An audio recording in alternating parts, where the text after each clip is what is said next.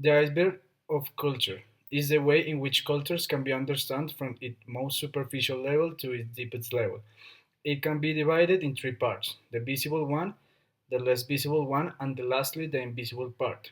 Each of one of these parts has an emotional level and a grade of significance in each culture.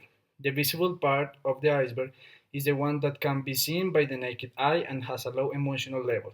In this surface, we can find language, race, or ethnical physical characteristics, food, celebrations, and more. This part only takes the 10% of the total area of the iceberg approximately. An example of these icebergs can be seen in the movie Eat, Pray, Love when the main character moves to Italy. There she meets a lot of people the first days of learn about the first superficial things of the culture. The people has another language, physical characteristics, food and more things to which she has to adapt. However, she brings personal values and attitudes from another country. The less visible part contains what can be defined as personal values and attitudes. These ones are unspoken rules but have a high emotional level in each individually in a culture. Being a highly personal aspect makes that in this part we find values, beliefs, patterns of handling emotions, rules of conduct, assumptions, body language, courtesy, concept of beauty, social interaction rate, patterns of decision making, perception of health, concept of justice. Pardon. In this movie, she starts seeing situations in a different way and adapting to the Italian culture.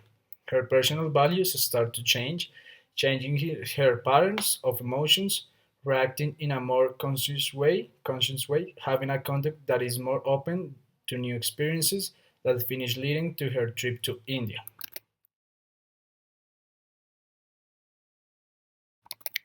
Consequently, of having surface and personal aspects, we reach the deepest level of the iceberg, which can be named as deep culture since it is composed by unconscious rules that cover an intense emotional level.